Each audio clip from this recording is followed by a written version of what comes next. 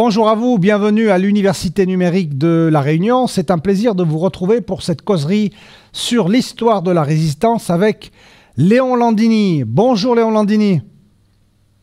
Bonjour monsieur, et je vous remercie de m'avoir invité parce que vous savez, le rôle joué par les FTP Mouli a tellement été effacé que les gens découvrent subitement, et ça a été fait, ça a été une véritable découverte pour beaucoup de monde, le Manouchian et la personnalité de ses camarades, c'était totalement inconnu par la population française. On va en parler. Dans les précédents épisodes, nous avons évoqué l'histoire de votre famille, votre arrivée en France, votre engagement dans la résistance à l'oppression italienne, votre engagement dans la résistance contre les nazis, les actions que vous avez menées en Creuse, également à Lyon, qui était la capitale de la résistance. J'aimerais débuter cette nouvelle causerie par une question.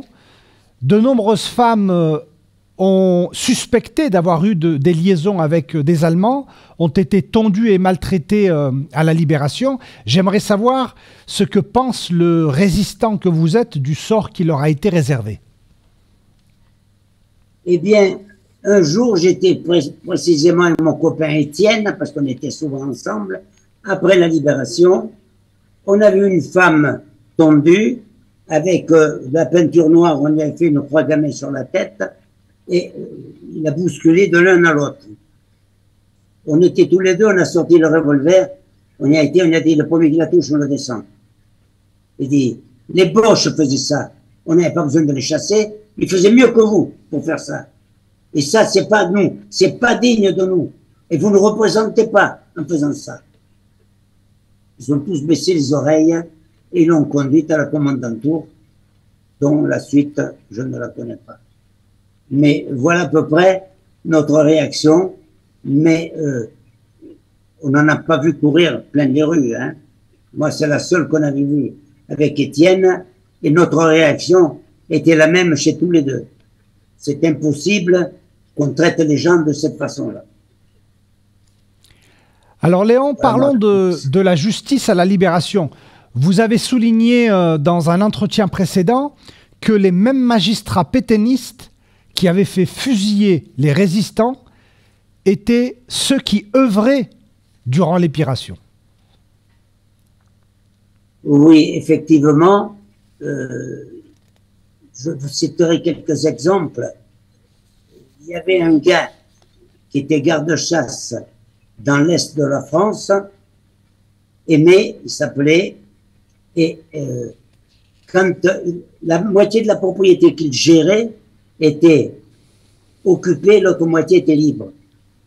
Et lorsque il y avait des Juifs qui voulaient passer en fraude la frontière, on demandait à Aimé les accompagnait où il y avait des petits fossés, des trucs comme ça, avec des étangs, il les accompagnait jusqu'à la limite, il leur disait, maintenant, c'est à vous de vous débrouiller, vous êtes en France, et elle n'est pas occupée, là.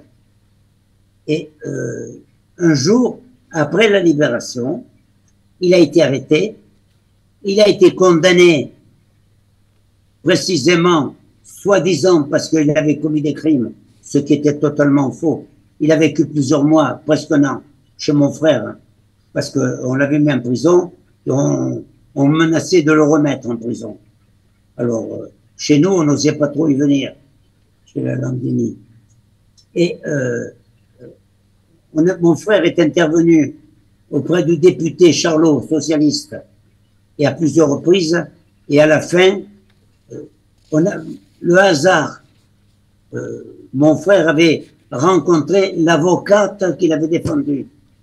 Et ça le faisait déjà une quinzaine d'années qu'elle le défendait spécialement. Elle nous avait dit à un moment donné qu'il y avait à peu près 1 millier de résistants qui étaient en prison pour des actions de résistance. Alors, il n'y a qu'à voir, s'ils étaient en prison, eh ben, c'est ceux qui étaient juges avant et qui étaient juges après. Ils ont jugé pour les faire condamner avant, et ils ont été juges après pour les refaire condamner. Et il y en a eu d'après l'avocate, il y avait eu plus d'un millier qui pourrissaient dans les prisons, qui avaient été arrêtés pour fait de résistance. Alors, je crois que la participation de la justice à la libération de la France, elle n'a pas joué dans le bon sens.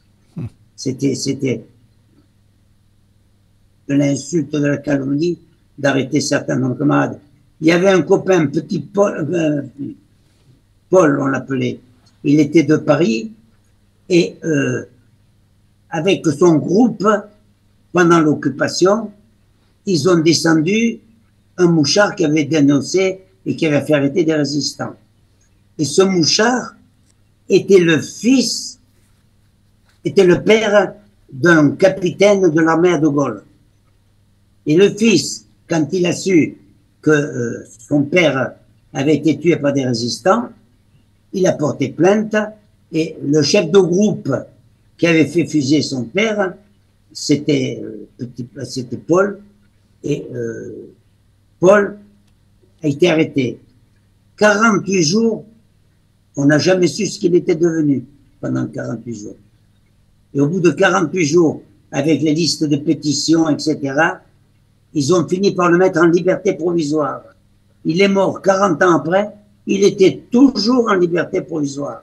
C'est-à-dire qu'il n'avait jamais été reconnu innocent du scandale que c'était de l'avoir condamné à la prison. Et lui aussi, quand ils sont venus pour l'arrêter à Paris, il avait une tante, la sœur à son père, qui habitait à côté de Saint-Tropez. Il a pris le train et il est venu se cacher chez sa tante. Mais les responsables des FTP de la région lui ont dit surtout pas, parce que ton oncle, le mari de sa tante, ton oncle, il est surveillé par la police. Si on voit débarquer un jeune gars qui arrive ici, ils vont vous arrêter tous les deux. Écoute, tu pars à Saint-Raphaël, tu vas chez Landini. Et un soir, j'arrive, je rentre à la maison, je vois ma mère. Qu'est-ce qui t'arrive, maman? Je dis, qu'est-ce qu'il y a? Monsieur, là, tu viens? Alors, je m'approche, je dis, qu'est-ce qui se passe? Il me dit, ben, c'est un copain de FTP qui m'a envoyé ici parce que je viens de Paris et je suis recherché pour pas qu'on me mette en prison. Oh, j'ai dit, moi, ces salades, ça me plaît pas. Hein. Écoute, il est tard, je vais pas te foutre à la rue maintenant, parce que si on te fout à la rue maintenant, tu vas te faire arrêter, tu couches ici et demain matin, tu t'en vas. Mais nous, on veut pas de salade avec ça. Hein. Bon. Alors, il a mangé avec nous, il s'est couché, et le lendemain matin est arrivé le responsable du parti, puisque les FTP MOI, c'était le parti. Il est venu chez nous, il a dit, ben, vous ne l'avez pas foutu dehors, ben, écoutez, je vous remercie, j'avais pas le temps, j'osais pas vous téléphoner, on ne sait jamais les téléphones, on est toujours écoutés, et j'avais peur que vous ne l'acceptiez pas, ben, vous avez bien fait, parce que il risquait de retourner en prison pour un moment de temps. Et le type qui avait été tué, c'était pas lui personnellement qui l'avait tué, c'était le groupe qu'il commandait. Alors, il n'y a qu'à voir comment, à la libération, les résistants ont été récompensés ou poursuivis au lieu d'être récompensés. Léon Landini, parlez-nous de votre amitié avec Alter Goldman. Alors, pour ceux qui ne le savent pas, c'est le père du célèbre artiste Jean-Jacques Goldman. C'était un résistant des FTP-MOI et vous l'avez connu durant la résistance. Il n'était pas résistant des FTP-MOI, il était le responsable des groupes de combat juifs à Lyon. D'accord. Et un jour, on devait attaquer, j'en ai parlé à plusieurs reprises, on devait attaquer des camions allemands qui étaient parqués, c'était de gros camions, et ils étaient parqués dans un grand garage. Et quand on est arrivé au garage, on avait averti le militaire, moi j'étais le politique, on avait averti le militaire qu'il risquait d'y avoir des Allemands dans le garage. Mais quand on est arrivé au garage, j'ai vu deux vieux, mais des vieux vraiment plus de 30 ans. Hein. Pour nous, à 18 ou 19 ans, ça faisait vraiment des antiquités. Et j'ai demandé, il m'a dit qu'est-ce que c'est. C'est là qu'il m'a indiqué, c'est le responsable des groupes de combat juifs, des groupes de combat juifs de Lyon. Alors, bon, il est rentré dans le garage pour voir comment nous pratiquions. Alors, il y avait une espèce de pièce toute vitrée qui donnait dans le garage, cette pièce toute vitrée. Et tous les employés, les mécaniciens et tout, qui travaillaient au garage, on les avait enfermés dans cette pièce et il y avait deux copains à l'entrée pour surveiller qu'ils ne sortent pas et qu'ils ne nous dénoncent pas du temps qu'on était en train de faire ça. Et il y a un gars, on lui prenait les cartes d'identité. Ça nous servait toujours pour certains camarades pour avoir de faux papiers. Et je lui demande les cartes, il me dit, je les ai pas là, je les ai dans ma veste là à côté. Donc je vais les prendre. J'avais ma mitraillette sur le bras, il commence à partir, puis il va vers la porte qui allait à l'extérieur. Je dis, oh, où tu vas? Il me dit, oui, mais c'est pas ici, il est dans le bâtiment. Il arrête. Demi-côte. Des coups de mitraillette comme ça dans les côtes. Je dis, tu me prends pour qui? Tu me fais sortir dehors avec une mitraillette sur les bras. Hein? Tu voulais nous vendre. Allez, rentre. Il y a un coup de mitraillette dans le dos, là. Et je l'ai là-dessus. Il y avait une chaise, j'ai dit, assieds-toi là. Et celui qui les gardait, là, c'était le petit espagnol que j'ai déjà parlé. Je lui dis, si seulement il se dresse, tu le descends. Parce que c'est un type dangereux, celui-là. Il a cherché à nous vendre tout à l'heure. Il nous a pris pour des enfants de cœur. Si bouge, descends-le. Et donc, le type n'a plus bougé. On a mis des bombes dans tous les moteurs. On a fait sauter tout ce qu'il y avait dedans. Et on a ouvert les portes des prisonniers. On a dit, sortez, ne restez pas là, ça va exploser. Et nous, on est partis derrière. Et on est parti, il y avait la Seine, ou la Saône, je ne sais plus. Il y avait un pont, et on est passé sur le pont pour aller de l'autre côté. Et quand on était sur le pont, il y avait les gens qui disaient, c'est bizarre, ça explose de partout, il n'y a pas d'avion. Comment ils font pour bombarder sans les avions? Avec Étienne, on se regardait avec un demi-sourire. Nous, on savait comment on faisait pour bombarder sans les avions. Et on a fait sauter tous les trucs. Et plus loin, on s'est réunis les uns après les autres. On a rendu nos armes à l'armurier et chacun est parti chez lui. Voilà. Alors, ce jour-là, donc, j'ai vu deux vieux, je ne savais pas qui c'était. Et puis, peut-être 20 ans après, peut-être un peu plus, j'avais préparé une exposition parce que si les autres se sont acharnés avec un ostracisme à faire disparaître le rôle des FTP-MOI, qui était une organisation communiste, les FTP-MOI était une branche armée du Parti communiste. Il faut le savoir, ça, parce que pas beaucoup de gens le savent. Et il y a des gens qui disent non, mais c'était une branche du FTP. C'est pas vrai. C'est pas vrai. C'était deux branches différentes. Alors qu'on coordonnait pour nos actions, oui, c'est vrai. Parce qu'il y avait quand même beaucoup de communistes au sein des FTP, mais il y avait aussi de non-communistes au sein des FTP. Est-ce que chez nous, il y en avait qui n'étaient pas communistes.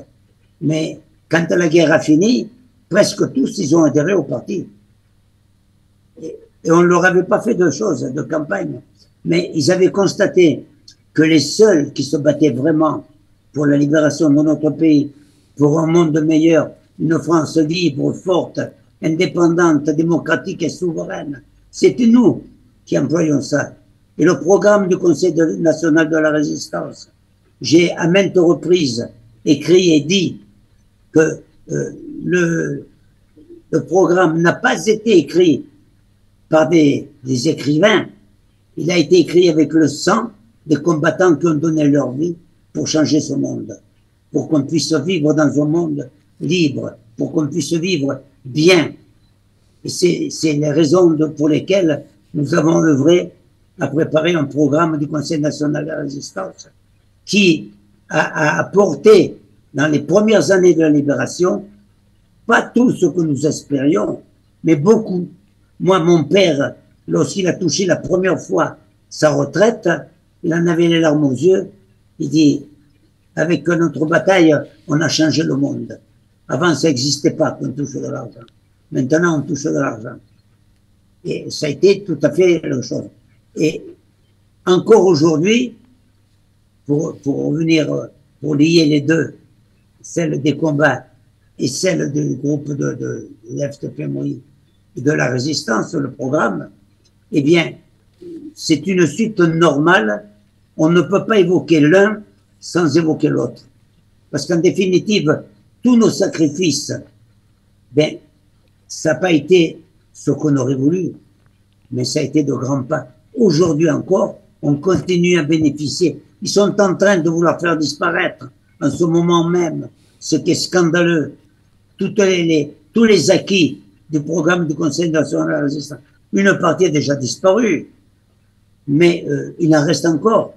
Même les retraites, si on nous a massacré nos revenus par les retraites, il y a toujours des retraites. Moi, par exemple, j'étais cadre, j'étais officier, je vis actuellement avec mes retraites.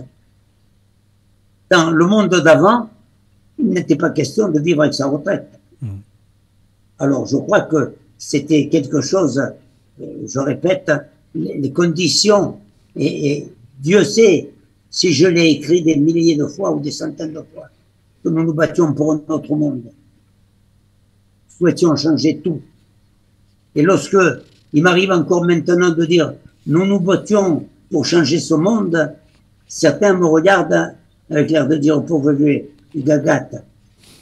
Et pourtant c'était vrai. Et la preuve, c'est que ce monde que nous battions, il en reste encore des bribes aujourd'hui.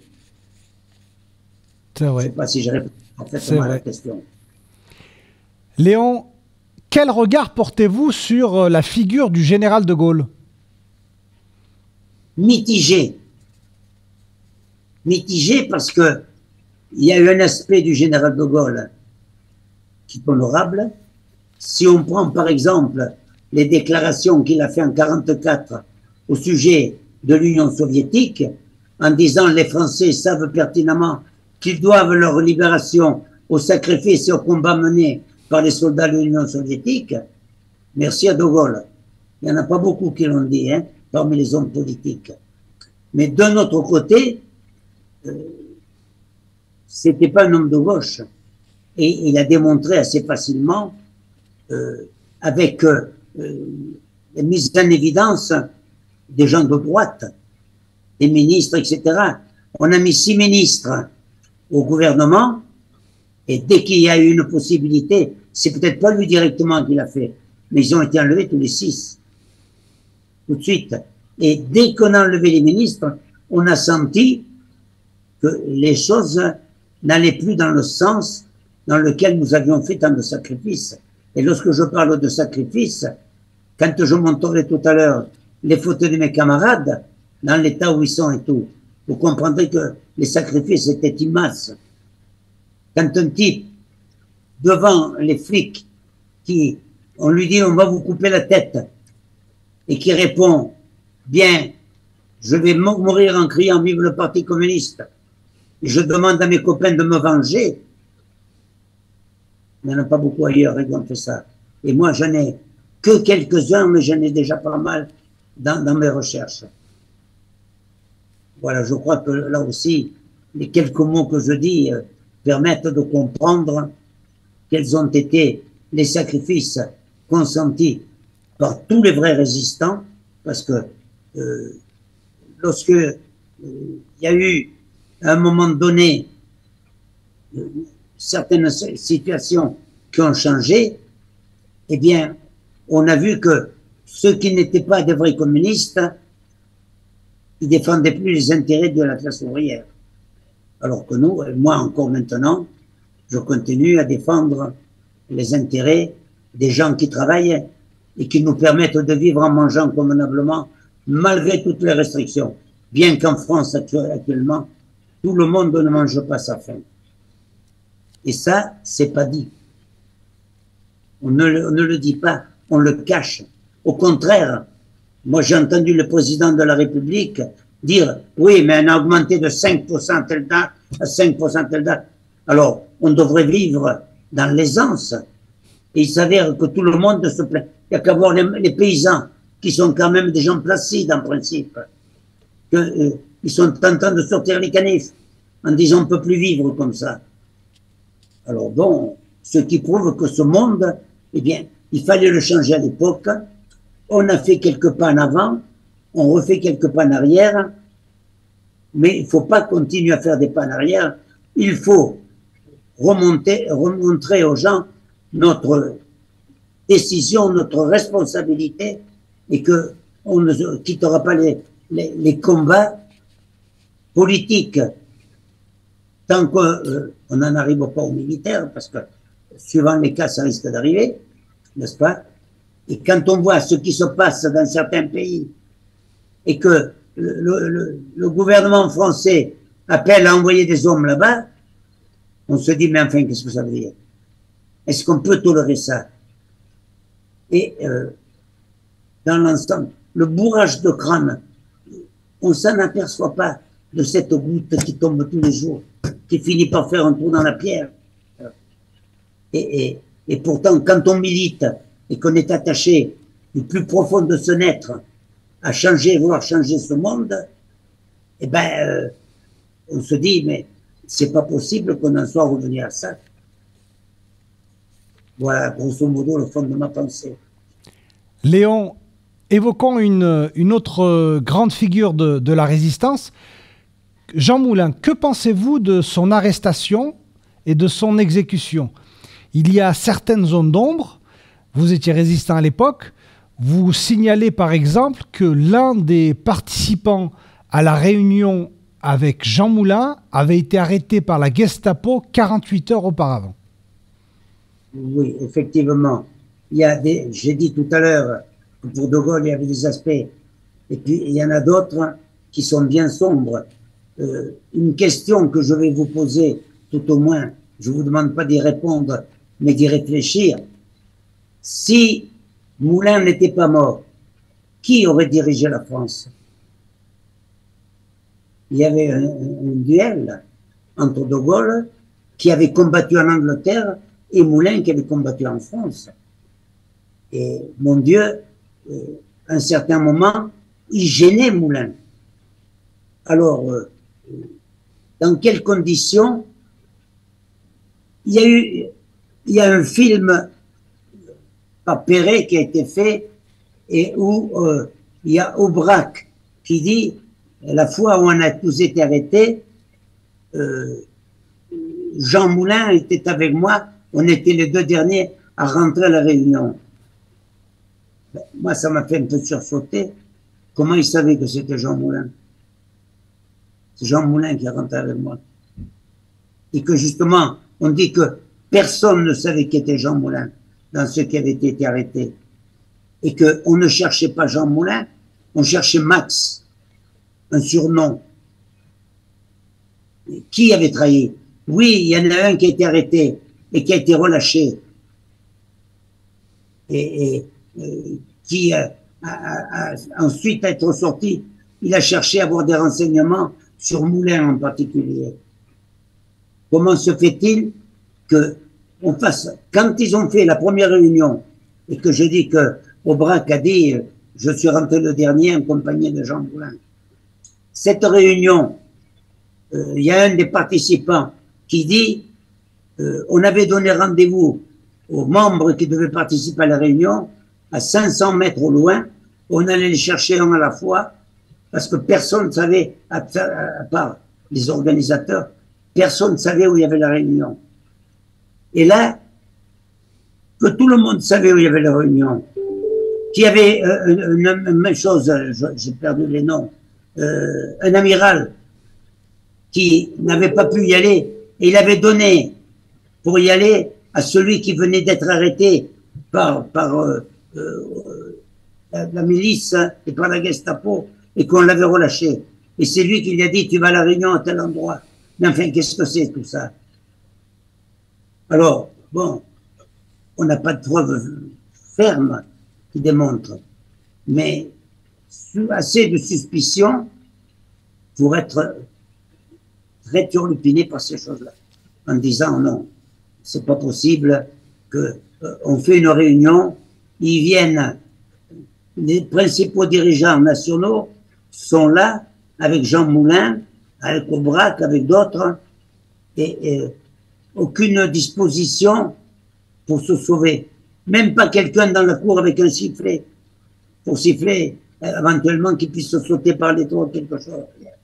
Ils se sont fait attraper là comme des couillons. Alors, c'est pas surprenant ça.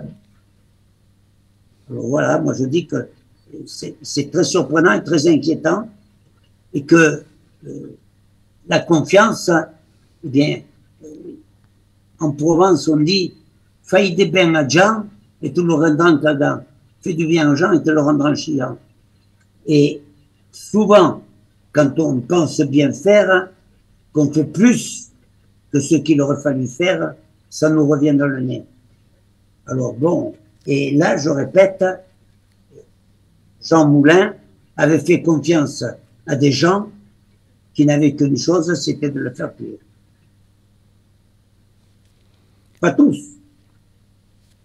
Passionnant propos de Léon Landini, l'histoire vivante. On se retrouve très bientôt pour un nouvel épisode.